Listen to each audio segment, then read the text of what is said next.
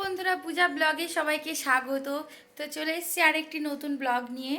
তো আমার আজকে স্নান হয়ে গেছে, একবারে রেডি হয়ে এসেছি। দেখতে পাচ্ছ যে কাজ হয়ে গেছে, সব বাসন ঘর ঘর মোছা সমস্ত কিছু কমপ্লিট। প্রিয়ম বাবু ঘুমোচ্ছে, মাম্মাম শুয়ে আছে। ও আজ তো রবিবার, সেজন্য ওর বাবাও বাড়িতে আছে, তোমাদের দাদা ভাই। তো তোমাদেরকে একটা জিনিস দেখাবো আজকে আমি। তো হলো আমার আজকে পুরো ঘরের, তো এই যে খাটটাকে ঘুরিয়েছি, পুরো ঘরটাকে ফাঁকা করে দিয়েছি। এখন আমার কাজটা কম বেশি শেষ হয়নি, কিছু কিছু বাকি আছে। তো এই যে মামামের এখানে দেখতে পাচ্ছ অগোছালো হয়ে আছে, গুছাতে হবে।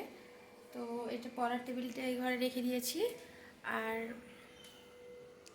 ওই ঘরেও করেছি শোকেস আনলা, এই যে সব এই ঘরে দিয়ে দিয়েছি।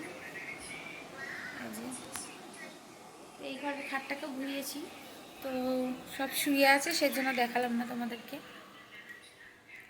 আর ঘোষ এসেছিল, দুধ নিলাম, দুধ গরম করতে বসিয়েছি। আর এত বাজে গরম ওয়েদার বলার বাইরে, প্রচণ্ড গরম পড়ছে, এত গরম না থাকার জন্য, তীব্র গরম। তো প্রিয়ম সোনা খুব কাঁদছে গরমে। তো যাই হোক, আর একটা জিনিস তোমাদের দেখাই। এই যে আমার মেয়ে দেখো কি করেছে, ফুটোতে চাল ভরেছে কাচের বয়ামের মতো, তার ভিতরে কটা পাথর ভরেছে।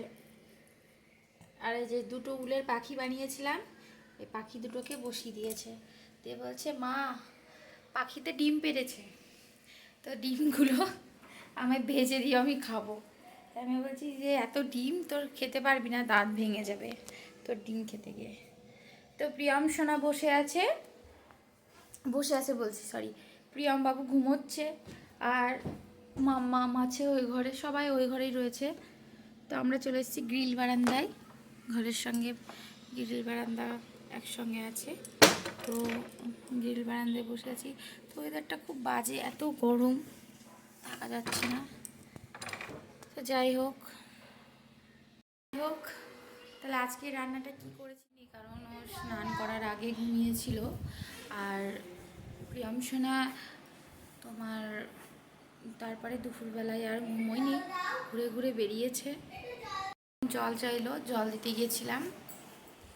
বাবু ঘুমোচ্ছিল, দিয়ে উঠে তারপরে দুপুরে ঘুমোয়নি, তারপরে আবার সারা দুপুর জেগেছিল, আবার বিকেল করে ঘুমিয়েছিল। তো সেই যে ঘুমিয়েছে, এখন উঠেনি। আর প্রিয়মবাবুর শরীরটা খুব একটা ভালো ছিল না, আগামীকাল কাজ ছিল প্রচণ্ড।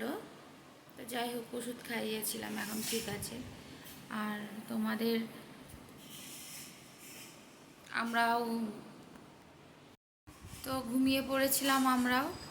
তো যাই হোক, উঠে দেখি সন্ধে সন্ধে লাগার মুখে। তো জামা কাপড় সব মেলা ছিল, তুললাম। তো প্রচুর জামা কাপড় রয়েছে, ভাঁজ করতে হবে।